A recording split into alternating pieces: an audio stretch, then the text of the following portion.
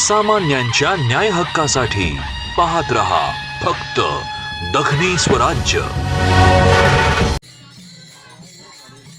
मराठी भाषा विभाग, महाराष्ट्र शासन, महाराष्ट्र राज्य साहित्य आणि संस्कृती मंडळ मुंबई आणि विशाल बहुउद्देशीय प्रतिष्ठान पैठण यांच्या संयुक्त विद्यमाने संत ज्ञानेश्वर महाराजांचे जन्मगाव असलेल्या श्री क्षेत्र आपेगाव, तालुका पैठण, जिल्हा छत्रपती संभाजीनगर येथे 2 दिवसीय वारकरी साहित्य संमेलनाचे आयोजन करण्यात आले होते।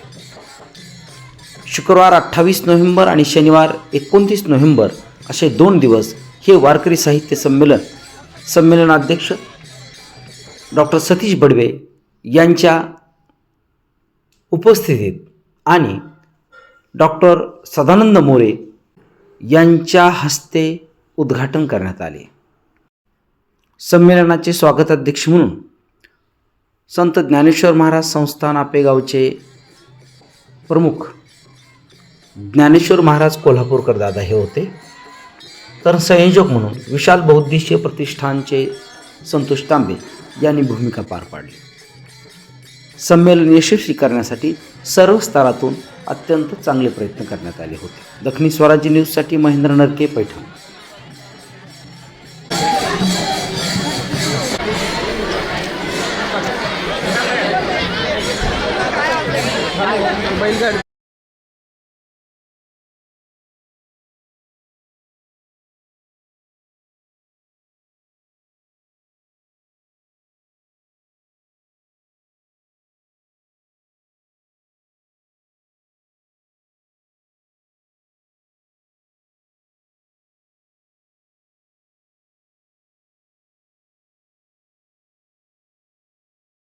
प्रारंभी आपण महाराष्ट्र गीत घेतोय आणि महाराष्ट्र भूमीचा गौरव आपण करणार आहोत। या ठिकाणचे विद्यार्थ्यांनी आपल्यासमोर महाराष्ट्र गीत सादर करणार आहे। उद्घाटक आदरणीय सदानंद मोरे सरांचं या सभागृहामध्ये आगमन झालेलं आहे। आपण टाळ्यांच्या गजरामध्ये त्यांचं स्वागत आदरणीय आभार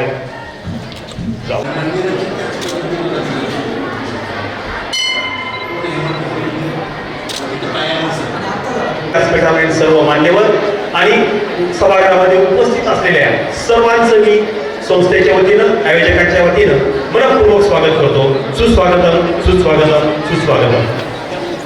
मित्रांनो, आजच्या या उद्घाटन सोहळ्यासाठी उद्घाटक म्हणून महाराष्ट्र राज्य साहित्य आणि संस्कृती मंडळाचे अध्यक्ष, ख्यातनाम विद्वान, विचारवंत प्राध्यापक डॉक्टर सदानंद मोरे देहूकर हे आपल्याला लाभलेले आहेत। या संमेलनाचे संमेलनाध्यक्ष डॉक्टर सतीश बडवे, सुप्रसिद्ध समीक्षक, त्याचप्रमाणे प्रमुख पाहुणे म्हणून महाराष्ट्र राज्य साहित्य आणि संस्कृती मंडळाचे सदस्य माननीय जयू भाटकर हे या ठिकाणी उपस्थित झालेले आहेत। त्यांचं आयोजक संस्था विशाल बहुउद्देशीय प्रतिष्ठानच्या वतीनं मनपूर्वक स्वागत करतो। या संमेलनाचे स्वागताध्यक्ष या संस्थांचे विश्वस्त माननीय ज्ञानेश्वर दादा कोल्हापूरकर गुरुजी, त्याचप्रमाणे या संमेलनाचे संयोजक कार्यवाह प्राध्यापक संतोष तांबे, या सर्वांच्या वतीनं, आयोजकांच्या वतीनं पुन्हा एकदा मी आपल्या सर्वांचं मनपूर्वक स्वागत करतो।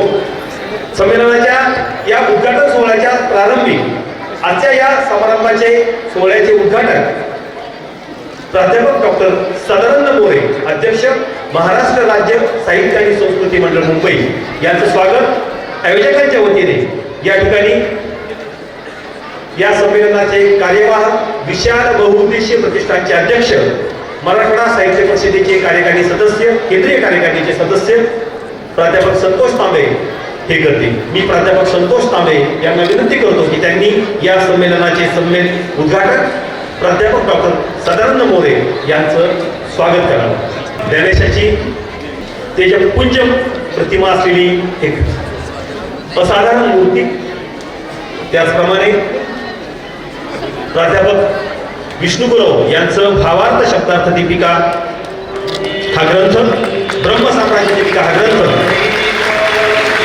त्याच्यामध्ये प्राचार्य निनाद रेळेकर सरांना लिहिलेली सरांची पत्र आहेत। असं हा एक संच या ठिकाणी देऊ. प्राध्यापक तांबे हे संमेलनाचे उद्घाटक मोरे सरांचं या ठिकाणी स्वागत करतायत.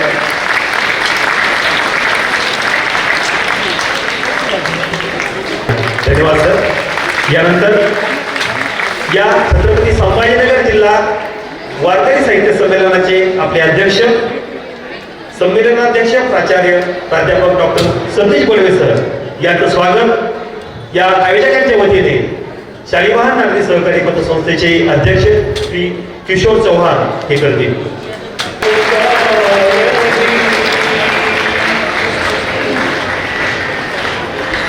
संमेलनाचं प्रतीक असणारी गांधी टोपी, त्याप्रमाणे ब्रह्म साम्राज्य दीपिका स्वागत या ठिकाणी होत आहे. मी पोपट आवटे यांना विनंती करतो की त्यांनी महाराष्ट्र राज्य साहित्य आणि संस्कृती मंडळाचे सदस्य माननीय जयू भाटकर यांचं स्वागत करावं. आणि महत्वाचं म्हणजे या गावाचे होते कृतज्ञता व्यक्त करत आहेत या गावचे प्रसन्नार्थी श्री पोपट पाटील आवटे. स्वागत आणि दोघांचेही धन्यवाद. श्री विष्णू ससाने हे आजच्या या आपल्या संमेलनाचे स्वागताध्यक्ष खबप ज्ञानेश्वर महाराज कोल्हापूरकर संत ज्ञानेश्वर महाराज संस्थान आपेगाव यांचं स्वागत करते. ते ख्यातनाम ग्रामीण कथाकार श्री भास्कर बडे सर यांचं स्वागत. संयोजकांच्या वतीनं श्री जालिंदर फलके हे ज्येष्ठ कथाकार भास्कर बडे सरांचं स्वागत करते. स्वागताच्या पार्श्वभूमीवर जी कवितेची धून आपण ऐकताय भास्कर बडे सरांचं या ठिकाणी स्वागत. या संमेलनाचे स्वागताध्यक्ष या संस्थांचे विश्वस्त आदरणीय खबप ज्ञानेश्वर महाराज कोल्हापूरकर यांना मी विनंती करतो की त्यांनी या उद्घाटन सोहळ्याचं प्रास्ताविक करावं. खबप ज्ञानेश्वर महाराज कोल्हापूरकर.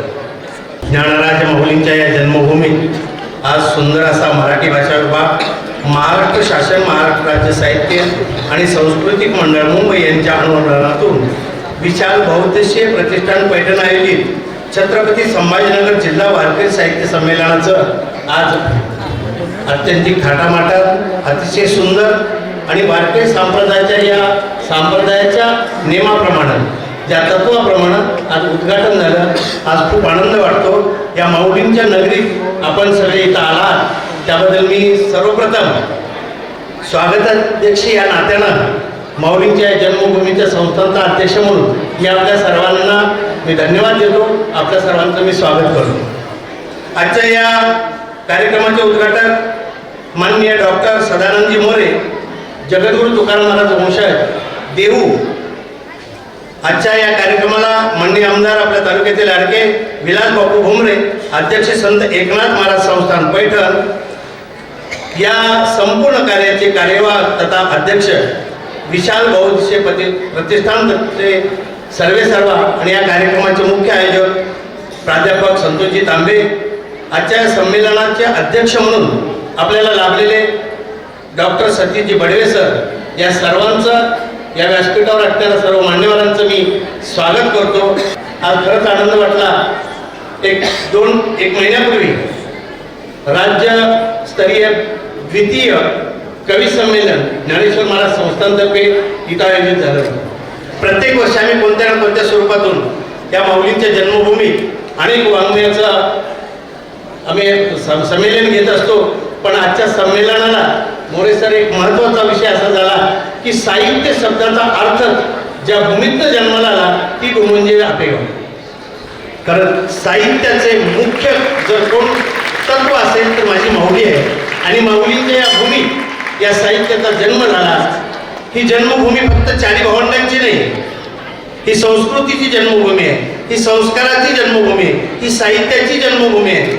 आणि म्हणून ज्ञानोबारायांचं जे साहित्य आहे, इतर सगळ्या संतांचं साहित्य ज्ञानोबारायांच्या नंतर ज्ञानोबारायांच्या साहित्याला धरूनच संपूर्ण भारतीय संस्कृती जतन करण्याचं कार्य या भूमीनं सगळ्या विश्वाला दिलं. म्हणून सगळ्यात पवित्र अशी पावनी माऊलींची जन्मभूमी आपेगाव आहे. आणि या आपेगावचं संपूर्ण जगभर प्रचार आणि प्रसार व्हावा, हा ह्या सर्व कार्याच्या पाठीमागचा एकमेव उद्देश आहे. माझं आपेगाव या संपूर्ण विश्वाच्या पटलावर एक वेगळ्या पद्धतीनं झळकलं जावं. कारण संपूर्ण जगाचा जर विचार केला, आज साहित्य संमेलनाच्या अध्यक्षांची माझं 1-2 मिनिटं बोलणं चालत असताना एक विचार डोक्यात आला की आज या विज्ञानाच्या प्रगती झाल्यामुळं कोण ग्रंथ वाचायला पाहतच नाही. खऱ्या तर साहित्यिकांना एवढा आपण ग्रंथ मिरवणूक काढली, ग्रंथाचं उद्घाटन आपल्या शिक्षणाधिकाऱ्यांनी केलं. आपण 2 दिवसाचं अवलोकन जर केलं, लोक पाहतील, पण घेण्याचा आणि वाचण्याचा आजचा विषय कमी झालेला आहे. आज सांप्रदायिक वारकरी संप्रदायात सुद्धा हीच परिस्थिती झाली आहे. आमच्या काळात सगळ्या अभंग रचना पाठ करावं लागायचे, सगळ्या मालिका पाठ करायच्या असतात लागत होतं. सकाळी उठल्यापासून संध्याकाळपर्यंत पाठांतर हा सगळ्यात मुख्य उद्देश होता. पण आज आम्ही कीर्तनाला उभं राहिल्यानंतर एखादा जर वेगळा अभंग घेतला, अपरिचित अभंग जर घेतला किंवा जे कोणाला परिचय नाही असा जर घेतला, तर आमच्या समोर असणारे टाळकरी आणि गायनाचार्य मोबाईलवर सर्च करतात. सर, हे फार मोठं नको वाटतं आपल्याला. कारण हे सगळं पाठ झालं पाहिजे. नुसतं पाठच नाही, शिक्षणाधिकाऱ्यांनी जाता जाता एक शब्द बोलून गेला की हे अवलोकन केलं पाहिजे. आपल्या जीवनात त्या प्रत्येक शब्द माऊलींचा, संतांचा किती वाङ्मय आहे महाराज. या संपूर्ण विश्वाला जे काही साहित्य दिलेलं आहे या संतांनी दिलेलं आहे. फक्त एकाच मार्गाने दिलं का? जर नाथांच्या भाषेत, जर नाथांच्या बाबतीत जर बोलायचं झालं तर अगदी आपल्या जीवनातल्या ज्या महाराष्ट्रातल्या ज्या कला आहेत, या कला नाथांच्या साहित्यापासूनच तयार झाल्या असं म्हणलं तर वापर करतो. कारण भारूड असेल, पिंगळा असेल, अनेक सगळी तत्व आहेत की संतांच्या वाङ्मयातून तयार झाली. आणि हे सगळं करण्याचा पाठीमागचा एकमेव संतांचा उद्देश काय होता? अवतार तुम्हा धराया कारण उद्धराया जन जडजीवा, या संत उक्तीप्रमाणे आपल्या सगळ्या संतांचा एकच उद्देश होता की तुमच्या जीवनाचे लागणारं प्रत्येक कार्य आहे ते संतांच्या वाङ्मयात आहे. आज ज्ञानेश्वरी वाचल्यानंतर मला वाटतं कोणतीच काय करायची गरज नाही. आज मेडिटेशनसाठी माणसाकडे पैसा खूप आहे, काही बिगर पैशाचे तयार झालेले, पण पैसा असून शांती आहे का? नाही. सुख आहे का? संपूर्ण जगात आपण सुख शोधतो. काही 7 दिवसासाठी तांबेसर 50-50 हजार रुपये देऊन मेडिटेशनला जातात. माझं तर एक सगळ्यात सोपं सांगणं आहे, कुठंच पैसे खर्च करू नका. ज्ञानोबांनी सुंदर सांगितले, ना लागत अडका रुका काम होते फुकाचे फुका, या संतोक्तीप्रमाणे एक रोज सकाळी 5 ज्ञानेश्वरीच्या ओव्या वाचा. आपण कोण आहोत, आपण काय केलं पाहिजे, आपण आपला जन्म कशासाठी आहे आणि आपण जन्माला कुठं आलो याचं सगळ्याचं सार्थक तिथं कळेल. मला कुठंच मेडिटेशनला जायची गरज नाही. तुमच्या मनाची शांतीसाठी फक्त ज्ञानेश्वरी घ्या. कारण जगातला सगळ्यात मोठा ग्रंथ जर कोणता असेल तर तो ज्ञानेश्वरी आहे. ज्ञानेश्वरीच्या स्वरूपातून संपूर्ण विश्वाला माझ्या माऊलींनी, माझ्या अपेगावानं संपूर्ण जगाला ज्ञानेश्वरी सांगितलेली आहे, मला ज्ञानेश्वरी दिलेली आहे. आणि म्हणून ज्ञानेश्वरीसारखा ग्रंथ होणेही नाही. मला भगवान श्रीकृष्ण परमात्म्यानं भलेही कुरुक्षेत्रावर गीता सांगितली, पण गीता कळाली कोणाला, समजली कोणाला? आपण फक्त आपल्याला एकच महाभारतात आठवतं की अर्जुनाला गीता सांगितली, पण ती अर्जुन कोण आहे, ते पात्र कोणतं आहे हे समजून सांगणारे माझी माऊली या आपेगावात जन्माला आली. आणि म्हणून ज्या अर्जुनाच्या स्वरूपातून मानव देह जन्माला आला आणि या मानव देहाच्या कल्याणासाठी जी गीता सांगितली ती प्राकृतमध्ये करण्याचं काम केवढं मोठं केलं असेल. आज आपल्याला खूप छान वाटतं. बरं, एक 10 वर्षापूर्वी सरांना मी बोललो तर माझी इच्छा होती म्हणजे एकदा आपेगाला यावं. काही आधी आलेल्यांना 10-15 वर्षापूर्वी इथं काही नव्हतं मला, पण आज जे सगळं बघितलं आणि सगळं हे बाकीचं वैभव फार वेगळं आहे. किंवा तिथं बांधलेलं तिथलं कार्य हे फक्त दृष्टिक्षेपातलं आहे, हे चर्मचक्षुनं बघायचं आहे. इथं आल्यानंतर ज्ञानचक्षुनं ज्या वेळेला बघा, ज्ञानचक्षुनं ज्या वेळेला तुम्ही स्थिरावाल त्यावेळेला इथल्या भूमीचं पावित्र्यता कळते मला. म्हणून मी सरांना, मोरे सरांना आज गेल्याबरोबर एकच विचारलं. अनेक ठिकाणी हा उच्चार करतात, मला ते थोडं खटकतं, मूर्ती कशी आहे. मी कधीच कोणाला विचारत नाही. सरांना विचारलं माझी माऊली कशी वाटली, माझी माऊली कशी वाटली.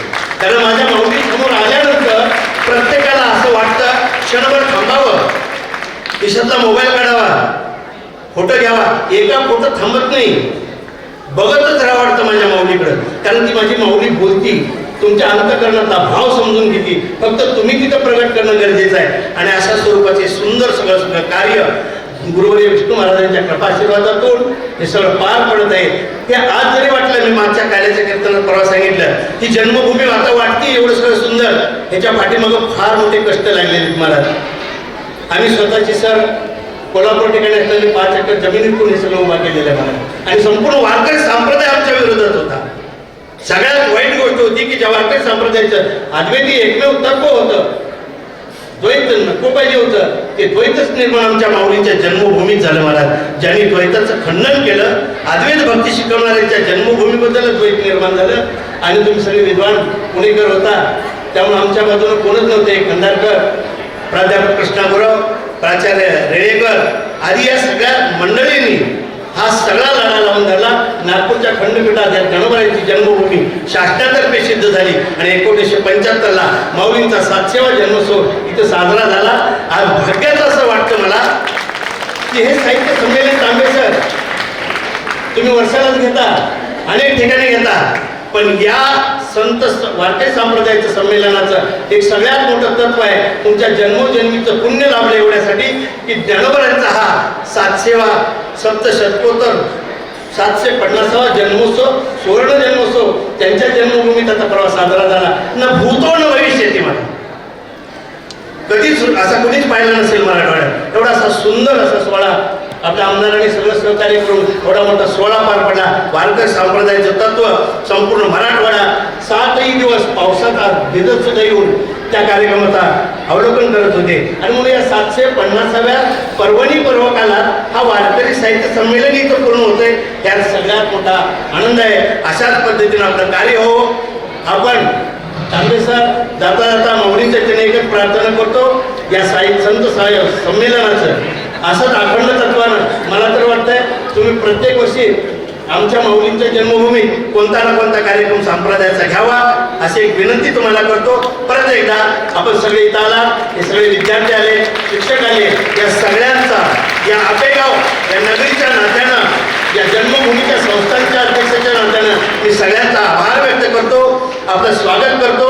आणि माझ्या 2 शब्दाला पूर्ण विराम देत असताना मी माऊली की जय मनपूर्वक आभार दादा. या स्वागताध्यक्षाच्या मनोगतामध्ये झालेलं औचित्यपूर्ण स्मरण आदरणीय विष्णू महाराज कोल्हापूरकर, प्राध्यापक कृष्णा गुरव, प्राचार्य रेळेकर सर यांचं स्मरण हे आमचा आदरभाव वाढवणारं ठरलं. या ठिकाणी आपलं उद्घाटनीय मनोगत व्यक्त करावं, या संमेलनाचं उद्घाटन झालं असं आपल्या विवेचनातून जाहीर करावं. सरांना नम्रतापूर्वक या ठिकाणी मी आपल्या विवेचनासाठी निमंत्रित करतो. आदरणीय मोरे सर. छत्रपती संभाजीनगर जिल्हा वारकरी साहित्य संमेलनाचे अध्यक्ष आमचे मित्र डॉक्टर सतीश बर्वे यांच्या प्रयत्नातून हे संमेलन करायला आलं. प्राध्यापक संतोष तांबे, स्वागताध्यक्ष हरिभक्ती परायण ज्ञानेश्वर महाराज कोल्हापूरकर, त्याचप्रमाणे संमेलनासाठी आवर्जून मुंबईहून आलेले माझे सहकारी जयू भाटकरजी आणि सगळे आणि आता उपस्थित आपण सर्व आणि त्यातल्या बांधवी. सर्वप्रथम एक औपचारिकपणाचा भाग म्हणून या साहित्य संमेलनाचं उद्घाटन झालं असं जाहीर करतो. आणि या संमेलनाचं उद्घाटन करण्यासाठी मला निमंत्रित केल्याबद्दल मी या सर्व मंडळींचे मनापासून आभार मानतो. आता संयोजकांनी सांगितलेलं आहे आणि त्याच्याशी मी 100% सहमत आहे. आपले जे विद्यार्थी बालमित्र आहेत त्यांची सुद्धा सोय पाहणं आपलं काम आहे. त्यामुळं मी फक्त 10 मिनिटांमध्ये माझं भाषण संपवणार आहे. त्याचं कारण आणखी नाही की मला आणखी काही जाण्याची संधी उद्या मिळणार आहे, परंतु संमेलनाध्यक्षांना ती संधी आता नाही आहे. नंतर त्यात वेळ त्यांनी बोलावं अशी माझी इच्छा आहे. मी फक्त 1-2 गोष्टींचाच उल्लेख करेन. एक वैयक्तिक आहे ती अशी आहे की मी वारकरी परंपरेचा मनुष्य आहे. आणि वारकरी असल्यामुळं मला केव्हा तरी आपेगावला येणं भागत होतं. झालं असं की माझं गाव हे आळंदीच्या जवळच आहे. मी लहानपणापासून अनेक वेळेला आळंदीला जायचा किंवा वारंवार यायचा. त्याच्यानंतर म्हणजे आळंदीला म्हणजे तिथे ज्ञानेश्वर महाराजांनी समाधी घेतली ते गाव. त्याच्यानंतर ज्ञानेश्वर महाराजांनी तिथे ज्ञानेश्वरी लिहिली ते गाव म्हणजे असं ते होता. तिथेही अनेक वेळेला जाण्याचा योग आला. म्हणजे हे असं मोठ्या क्रमाने पहिल्यांदा समाधी स्थळ, नंतर ज्ञानेश्वरीचं लेखन स्थळ आणि त्याच्यानंतर शेवटी म्हणजे हा अधिक कळत मग पाया वगैरे आपण सगळे म्हणतो आहे. तशा प्रकारे मला या ठिकाणी येण्याची संधी मिळाली. तर ही संधी मला त्यांनी प्राप्त करून दिली हे आमचे सेवले मित्र. आणि मला एक सांगायचं आहे की याचा अर्थ असा झाला की मला ज्ञानेश्वर महाराजांचं बोलवणार. ते कसं तर ज्ञानेश्वर महाराजांच्या आपल्या जन्मशताब्दीच्या निमित्ताने मी खूप त्या काळामध्ये काही जे काय केलं माझ्याकडनं अपेक्षित होतं ते सेवा घडली. त्याच्यानंतर ज्ञानेश्वरीच्या फक्त शताब्दीच्या निमित्ताने सुद्धा अशाच प्रकारे जे काही करायचं होतं मला ते केलं. आणि जे राहिलं होतं लक्षात घ्या, निश्चितपणे राहिलं होतं की जे आता मी करतोय आणि करणार आहे त्यासाठी मला या ठिकाणी येऊन माऊलींचा आस्वाद घ्यायची गरज होती. म्हणून मी असं म्हणालो की मला ज्ञानेश्वर महाराजांनी या ठिकाणी बोलवलेलं आहे आणि त्यानुसार मी हा झाला एक मुद्दा. दुसरा मुद्दा असा आहे की मी जेव्हा 2015 साली 88व्या साहित्य संमेलनाचा अध्यक्ष झालो. जे साहित्य संमेलन तिकडे भूमानला ज्ञानेश्वर महाराजांचे सहकारी रामदेव राय यांच्या कर्मभूमीत घडलो. तो एक फार मोठ्या भाग्याचा माझ्या आयुष्यामधला होता. आणि त्या संमेलनाच्या अध्यक्षपदाच्या सुरुवातीला जे भाषण आपण करतो, अध्यक्षपदाचं भाषण करतो, त्या भाषणाची सुरुवात मी पुंडलिक वरदा आयोजित श्री ज्ञानदेव तुकाराम असं म्हणून केली. लोकांना आश्चर्य वाटलं. कसं काय? तुम्ही म्हणालो की वारकरी साहित्य हे मराठी साहित्याचा मुख्य प्रवाह आहे आणि ज्याने त्याचा पाया घातला ते ज्ञानेश्वर महाराज. त्यामुळे श्री ज्ञानादेव कळस म्हणजे तुकाराम महाराज म्हणजे श्री ज्ञानदेव तुकाराम. आणि ज्यांच्यामुळं विठ्ठल या ठिकाणी आला, पुंडलिकाला वर देणारा म्हणजे पुंडलिक मग विठ्ठल म्हणजे दैवत. आणि ज्याच्यामुळं दैवत इथे आलं ते पुंडलिक राहिलं म्हणजे पंढरपूरला. आणि त्या संप्रदायाचा पाया घातला ते ज्ञानेश्वर महाराज आणि कळस चढवलं ते तुकाराम महाराज. या सगळ्यांचं स्मरण या मंत्रामध्ये आहे. हा महामंत्र आहे. तर तो मी म्हणालो आणि आता मी सुरुवात करतो आणि म्हणून तिथं भाषण जे काय काही ते केलं.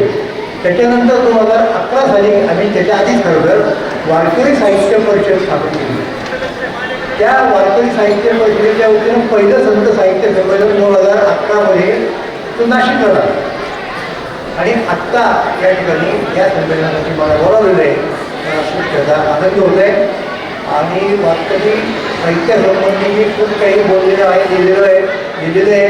आणि सगळ्यात महत्त्वाचा मुद्दा असा की ज्ञानेश्वर महाराजांचं चरित्र 4 भावंडे, कारण ज्ञानेश्वर महाराजांचे देवता त्यांची नावं येतातच, या नावानं दिली. आणि त्याच्यानंतर नामदेवरायांनी जे चरित्र लिहिलं ज्ञानेश्वर महाराजांचं आधी समाधी तीर्थावळ्या 3 प्रकरणात, त्याचंही संपादन करून वेगळ्या पद्धतीने तेही चरित्र पुराण हे माऊलींची थोडीफार सेवा माझ्या हाती नक्कीच झालेली आहे. आणि आणखीनही ती करायची संधी मला मिळेल अशी माझी मनापासून इच्छा आहे. आणि त्यासाठी माऊलींचा आशीर्वाद घेण्यासाठी मला या ठिकाणी येण्याची संधी दिली त्याबद्दल मी परत एकदा सेवकांचे आभार मानतो. आजच्या या संमेलनाचे संमेलनाध्यक्ष माननीय आदरणीय डॉक्टर सतीश बळगे सरांना मी विनंती करतो की त्यांनी या ठिकाणी आपलं मनोगत व्यक्त करावं. संमेलनाध्यक्ष आदरणीय सतीश बळगे सर. राज्य साहित्य आणि संस्कृती मंडळ मुंबई आणि विशाल बहुउद्देशीय प्रतिष्ठान पैठण यांच्या संयुक्त विद्यमाने माऊलींच्या या जन्मगावी संयोजकांनी इथं वारकरी साहित्य संमेलन याचं आयोजन केलेलं आहे. संयोजकांनी अध्यक्ष म्हणून माझी निवड केली त्याबद्दल मी सर्वप्रथम त्या सगळ्यांच्या विषयी कृतज्ञता व्यक्त करतो. या कार्यक्रमाचे असणारे अध्यक्ष उद्घाटक महाराष्ट्र राज्य साहित्य आणि संस्कृती मंडळाचे अध्यक्ष, संत साहित्य आणि तत्त्वज्ञानाचे असणारे ज्येष्ठ अभ्यासक आदरणीय सदानंद मोरे सर, स्वागताध्यक्ष असणारे हरिभक्तपरायण ज्ञानेश्वर महाराज कोल्हापूरकर,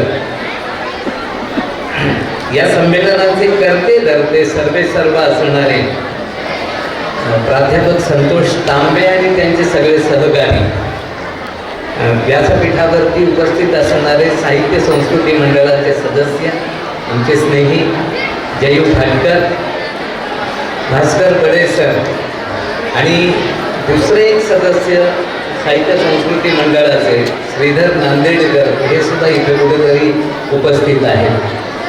हे सोडून इथं अनेक जण उपस्थित आहेत आणि विशेषतः ही जी छोटी मुलं आहेत, मुली आहेत, मी काय बोलणार आहे याकडे त्यांचं लक्ष नाही हे मला माहिती आहे किंवा त्याची मला मनापासून जाणीव सुद्धा आहे. ज्या वेळेला पोटामध्ये भूक लागते त्यावेळेला कितीही तत्वज्ञान तुम्ही सांगण्याचा प्रयत्न केला तरी देखील त्याचा काहीही उपयोग होत नाही याची मला अतिशय मनापासून जाणीव आहे. त्याच्यामुळे मी आपला जास्त वेळ घेणार नाही. खरं सांगायचं तर मी मोरे सरांना असं सांगत होतो मी 20 पानांचं भाषण तयार केलेलं आहे, पण आता हे 20 पानांचं भाषण तुमच्या सगळ्यांच्या समोर तर समजा मांडायचं मी ठरवलं तर ते कशा पद्धतीने मांडायचं हा देखील असणारा प्रश्न आहे. मी सगळं भाषण त्या पद्धतीने अजिबातच मांडणार नाही, पण काही गोष्टी सांगण्याचा प्रयत्न मात्र मी निश्चितपणाने करणार आहे. पण त्याच्या अगोदरच या संमेलनासाठी म्हणून तिथं उपस्थित असणारे जशी छोटी मुलं आहेत त्याच पद्धतीने काही साहित्यिक इथं उपस्थित आहेत, या गावामध्ये असणारे भाविक इथं उपस्थित आहेत आणि सगळ्यात आनंदाची गोष्ट अशी आहे की खूप दिवसानंतर खरं म्हणतात तर मी माऊलींच्या दर्शनाला आलो. जेव्हा प्रथम आलो होतो त्यावेळेला हे असं काहीही नव्हतं, हे वैभव नव्हतं. खरं म्हटलं तर हे वैभव आता निर्माण केलेलं आहे.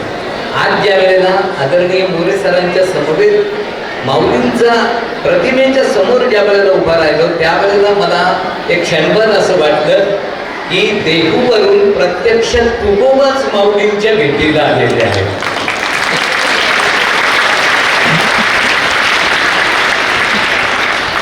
हे जे असतं ना हे सामर्थ्य कुठून निर्माण होतं, म्हणजे अशा प्रकारची जी भावना असते ही भावना माणसाच्या मनामध्ये कुठून निर्माण होते हा खरं म्हणतात असणारा प्रश्न आहे. या संमेलनाचं जे शीर्षक आहे, या संमेलनाचं जे यांनी नाव ठेवलेलं आहे ते आहे वारकरी साहित्य संमेलन. हे नुसतं संमेलन नाहीये, हे मला जाणीवपूर्वक सांगायचं आहे. मी कदाचित चुकत नसेल तर मला असं वाटतं की 1996 साली मला वाटतं आळंदीला साहित्य संमेलन ज्या वेळेला झालेलं होतं त्यावेळेला मोरे सरांनी एक पुस्तिका लिहिलेली आहे आणि वारकरी साहित्य भूमिका आणि स्वरूप या नावाची ती पुस्तिका आहे. आणि या पुस्तिकेमध्ये वारकरी साहित्य म्हणजे नेमकं काय हे सांगण्याचा प्रयत्न केलेला आहे. आता हे खरंच आहे. मग आज तुम्ही आम्ही ज्या साहित्याच्या संदर्भामध्ये विचार करतो ते साहित्य आणि वारकऱ्यांनी निर्माण केलेलं साहित्य याच्यामध्ये काही फरक आहे का? खरं सांगायचं तर आज तुम्ही ज्याला साहित्य म्हणतात त्या साहित्याचा असणारा जो प्रारंभ आहे तो प्रारंभ माऊली आणि तुकोबांच्या पर्यंत ज्या ज्या संत मंडळींनी केल्या त्यांच्या संदर्भामध्ये आपण ऋणी राहण्याची गरज आहे. म्हणजे आपल्याला असं लक्षामध्ये येईल की संतांनी काय लिहिलेलं तर संतांनी ओवी लिहिलेली आहे, संतांनी अभंग लेखन केलेलं आहे, पण संतांनी त्याच्याबरोबरच महान असे असणारे भाष्य ग्रंथ सुद्धा लिहिलेले आहेत. म्हणजे मुद्दामून तर समजा या तुमच्यासारख्या मुलांच्या समोर जर समजा सांगायचं ठरलं तर ज्ञानेश्वरी सारखा ग्रंथ जो आहे त्याला तत्वभाष्यपर ग्रंथ असं म्हटलं जातं.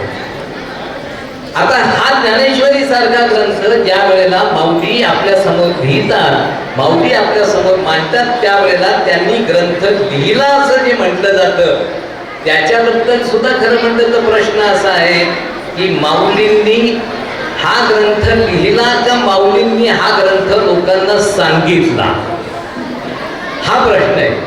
म्हणजे मला स्वतःला असं वाटतं की ज्ञानदेवांनी पैसाच्या खांबाला टेकून नेवाशाला ज्या वेळेला या ग्रंथाचं कथन केलं आणि सच्चिदानंद बाबांनी ज्या वेळेला या ग्रंथाचं लेखन केलं त्यावेळेला त्यांच्या समोर अशी छोटी मुलं सुद्धा असतील, आपल्यासारखे असणारे रसिक विद्वान सुद्धा असतील आणि अनेक भक्त भाविक सुद्धा असतील, त्यांना ज्ञानदेवांनी ज्ञानेश्वरी कथन केलेली आहे.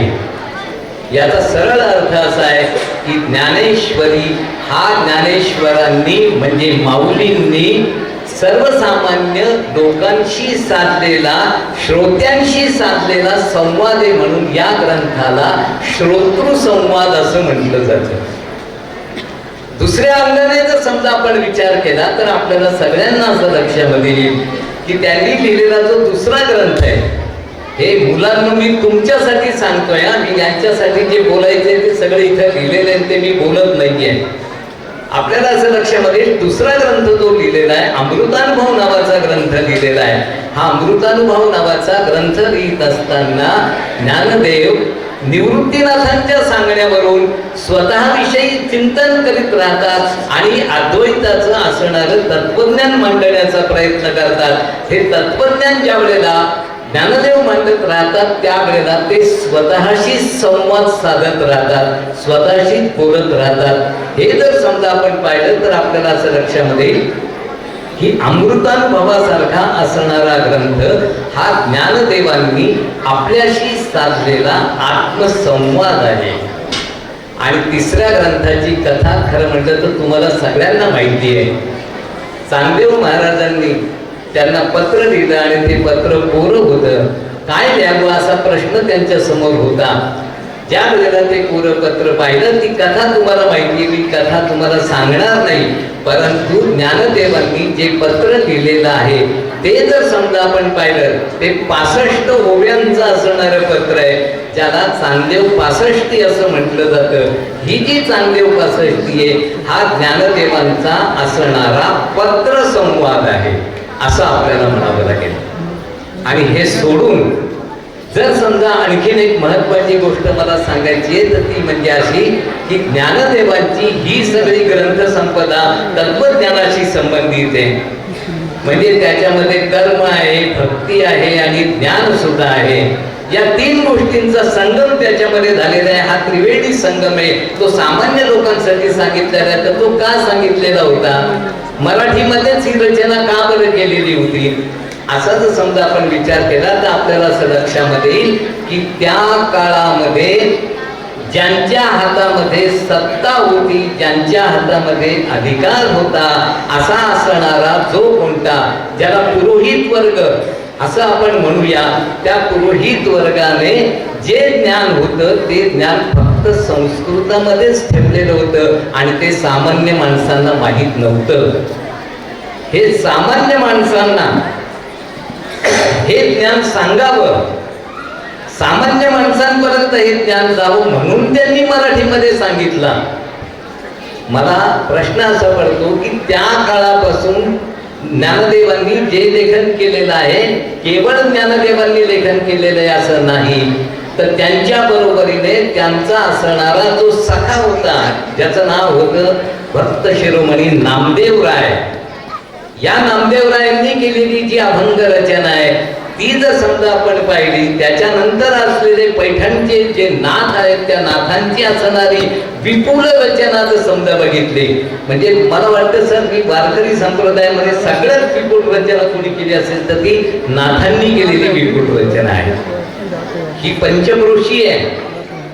आणि त्याच्यानंतर नाथांच्या नंतर खऱ्या अर्थानं नाथांचा असणारा जो विचार होता हा विचार सर्वसामान्य लोकांच्या साठी म्हणून पोचवणारी जी कोणती व्यक्ती होती ती म्हणजे जगद्गुरु तुकोबाराय हे होते. म्हणून तुम्हाला सर्वांना ही 4 नावं अगदी निश्चितपणाने माहिती आहेत. म्हणजे आपल्याला ज्ञानदेव माऊली माहिती असतात, आपल्याला नामदेवराय माहिती असतात, आपल्याला संत एकनाथ, शांती ब्रह्म संत एकनाथ माहिती असतात आणि आपल्याला जगद्गुरु तुकोबाराय सुद्धा माहिती असतात. पण हे सोडून सुद्धा वारकरी संप्रदायामध्ये अनेक कवी जन्माला आलेले आहेत आणि ते सगळे कवी वेगवेगळ्या असणाऱ्या जाती स्तरामध्ये असणारे कवी आहेत. वारकरी संप्रदायाचं असणारं ते खरं म्हटलं तर वेगळं वैशिष्ट्य आहे. एका जातीमधलं लेखन, कुठल्याही लेखकाचं कवीचं लेखन तुम्हाला वारकरी संप्रदायामध्ये आढळणार नाही. वारकरी संप्रदायाची असणारी जी भूमिका आहे ती मुळात सगळ्यांना सामावून घेणारी होती. सर्वसमावेशक अशा पद्धतीची ती भूमिका होती. आणि म्हणून आपल्याला असं लक्षामध्ये येईल की ज्ञानदेवांनी जे लेखन केलं त्या लेखनामध्ये सगळ्यात शेवटचा जो त्यांचा लेखनाचा प्रकार होता तो म्हणजे अभंग लेखनाचा प्रकार होता. हरिपाठाचे अभंग आपल्याला सगळ्यांना माहिती आहे. हे तिथपासून जी सुरू झालेली मराठी कविता आहे, ती कविता जर समजा आपण बघत राहिलो तर आज आमच्या मराठी साहित्यामध्ये अनेक कवींनी कविता लिहिलेल्या आहेत. माझ्या समोर सुद्धा इथे अनेक आमचे कवी मित्र बसलेले आहेत. माझ्या समोर नेहमी असा एक प्रश्न येतो की अनेक कवी आजच्या कालखंडामध्ये 21व्या शतकात लिहिणारे असे अनेक कवी सापडतील की ज्यांच्या कवितेमध्ये पुन्हा पुन्हा विठ्ठल डोकावताना दिसतो. हा विठ्ठल का कुठून येतो? हे जे कवी आहेत हे सगळे नवे कवी हे काही विठ्ठलाची भक्ती करणारे कवी आहेत का? ते तसे अजिबात नाही.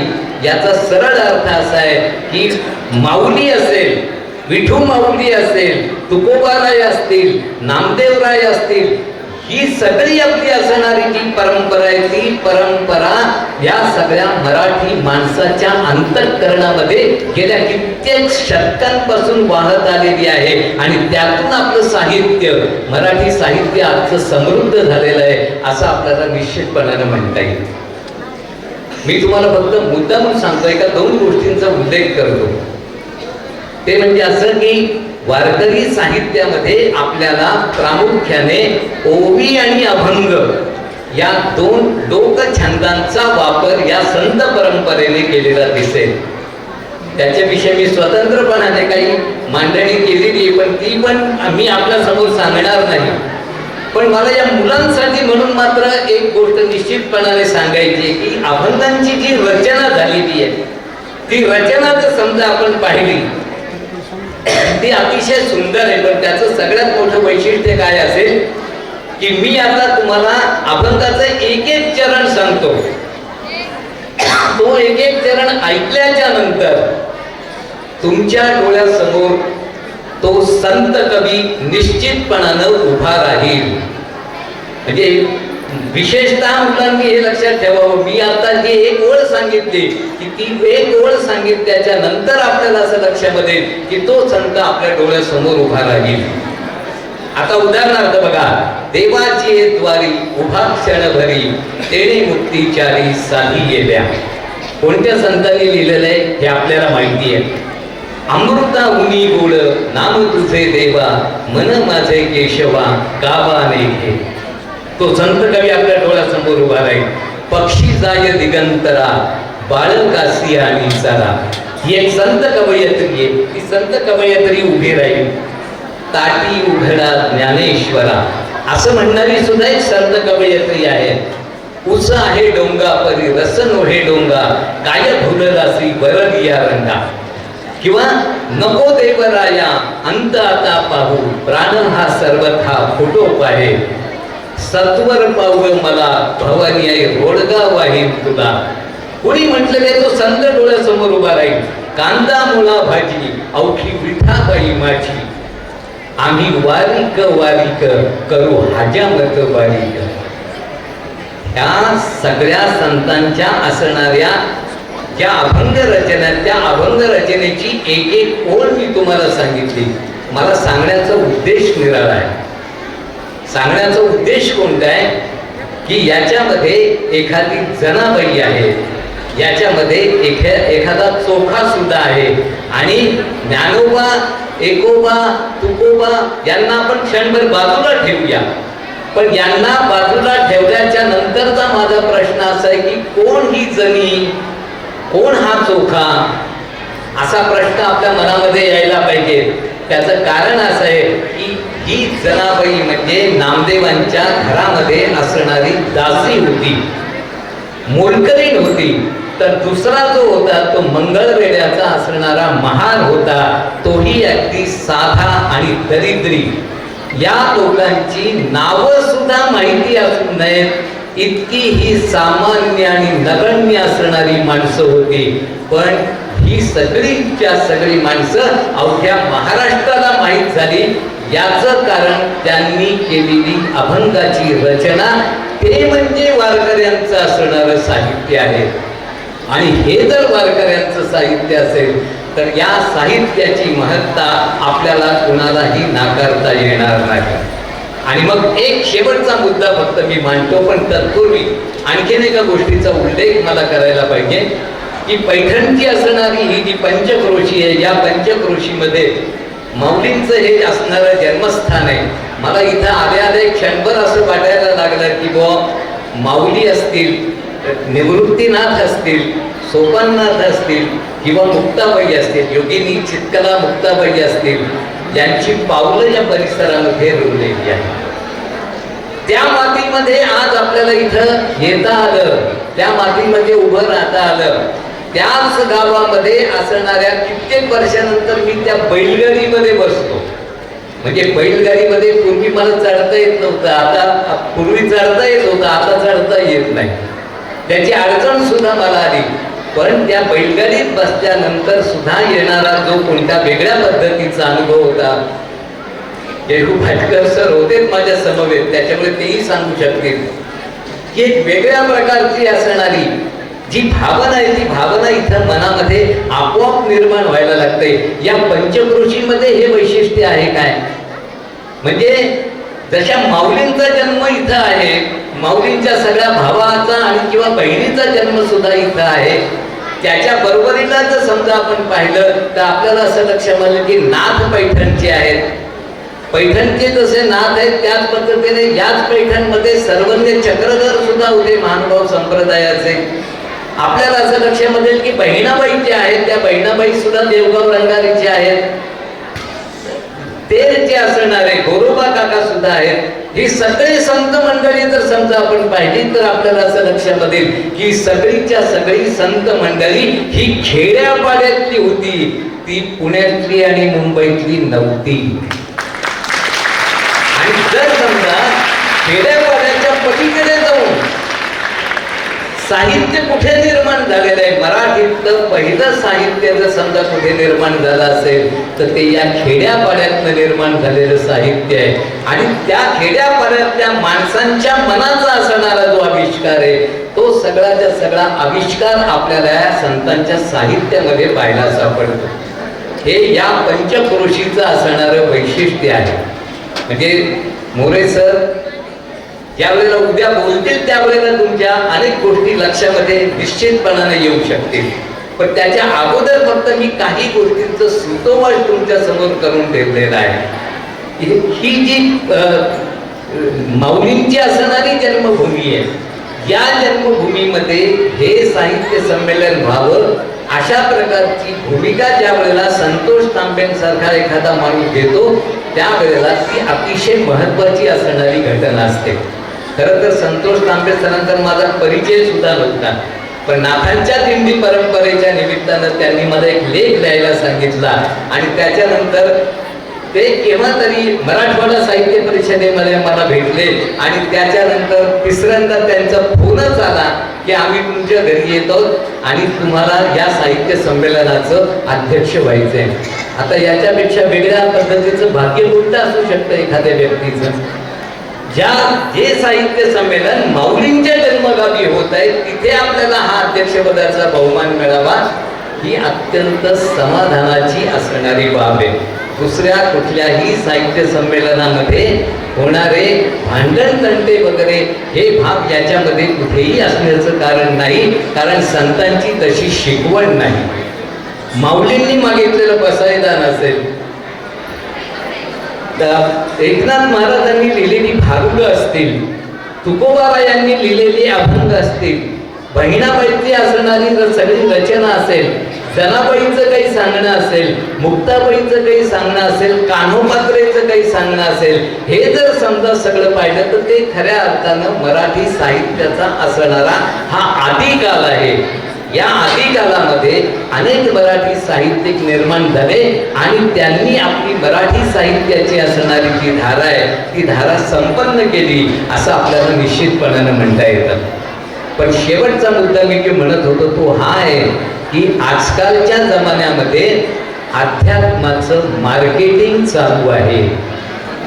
हा माझ्या दृष्टिकोनातून असणारा एक वेगळा मुद्दा आहे की अध्यात्माचा असणारं मार्केटिंग म्हणजे मला सांगण्याचा मुद्दा जो आहे तो असा आहे खरं म्हटलं तर की आमच्या भोवताली आम्हाला काय दिसतं, आमच्या भोवती काय गुरुचं नाव घेतलं जातं, आम्ही कुणीतरी मोठे आहोत असं सांगण्याचा प्रयत्न केला जातो आणि मग जर समजा अशा पद्धतीचा प्रयत्न होत असेल तर याच्यावरती काही तोडगा आहे का? याच्यावरती असणारा तोडगा म्हणजे वारकरी साहित्य हा आहे. कारण या वारकरी साहित्याने मूल्य विचारांची पखरण केलेली आहे, मूल्य विचारांची मांडणी केलेली आहे. ज्ञानोबांपासून तुकोबांपर्यंत जे जे काही लेखन झालेलं आहे आणि त्या लेखनामधनं जो कोणता विचार केलेला आहे तो विचार जर समजा आपण पाहिला तर तो मूल्यप्रधान असणारा विचार आहे असं आपल्याला म्हणावं लागेल. आणि याच विचारांना घेऊन आपण सगळेजण पुढे जाणार आहोत. मला याच्या संदर्भामध्ये मी बऱ्याच गोष्टी मांडून ठेवलेल्या आहेत पण तांबे सर ज्यावेळेला स्मरणिका काढतील तो ऐवज ज्या वेळेला तुमच्या समोर असेल त्यावेळेला त्याच्यामध्ये हे सगळं काही छापलेलं असेल. आत्ता मी अधिक वेळ मात्र निश्चितपणाने घेत नाही. आपण मला इथं आमंत्रित केलं, मला इथं बोलवलं त्याबद्दल मी आपल्याला सर्वांना अतिशय मनापासून धन्यवाद देतो आणि थांबतो. जय माऊली. उत्स्फूर्तपणे भाव सगळ्यांच्या मनामध्ये निर्माण झाला. अप्रतिम विवेचन आजच्या या उद्घाटन सोहळ्याच्या या सत्राच्या सांगतेकडे जात असताना या उद्घाटन सोहळ्याच्या संघटनेचं आभार प्रदर्शन करण्यासाठी मी भगीरथी विद्यालयाच्या मुख्याध्यापिका माननीय जलकन्या गोरे यांना निमंत्रित करतो. श्रीमती जलकन्या गोरे या सत्राचं आभार प्रदर्शन करतील. उत्सव मायबोलीचा अभिजात मराठीचा मराठी भाषा विभाग, महाराष्ट्र शासन, महाराष्ट्र राज्य साहित्य आणि संस्कृती मंडळ मुंबई यांच्या अनुदानातून विशाल बहुउद्देशीय प्रतिष्ठान पैठण आयोजित छत्रपती संभाजीनगर जिल्हा वारकरी साहित्य संमेलन श्री क्षेत्र आपेगाव येथे आज उद्घाटन म्हणून डॉक्टर सदानंद मोरे सर, अध्यक्ष महाराष्ट्र राज्य साहित्य आणि संस्कृती मंडळ हे उपस्थित राहिले. त्यांचे मी संयोजकांच्या वतीने आभार मानते. या कार्यक्रमास मान्य हरिभक्त पारणकर, ज्ञानेश्वर महाराज कोल्हापूरकर, संत ज्ञानेश्वर महाराज संस्थान आपेगाव हे स्वागत अध्यक्ष म्हणून आज उपस्थित राहिले. त्यांचेही मी संयोगाच्या तर्फे आभार मानते. त्याचप्रमाणे प्राचार्य संतोष तांबे कार्यवाह तथा अध्यक्ष विशाल बहुउद्देशीय प्रतिष्ठान पैठण यांचेही मी आभार मानते. या कार्यक्रमात अत्यंत अप्रत्यक्षरित्या प्रत्यक्ष मोलाचे हातभार आणि सहकार्य केलेले सर्वांचे मी संयोजकाच्या वतीने आभार मानते. सामान्यांच्या न्याय हक्कासाठी पाहत रहा फक्त दखनी स्वराज्य.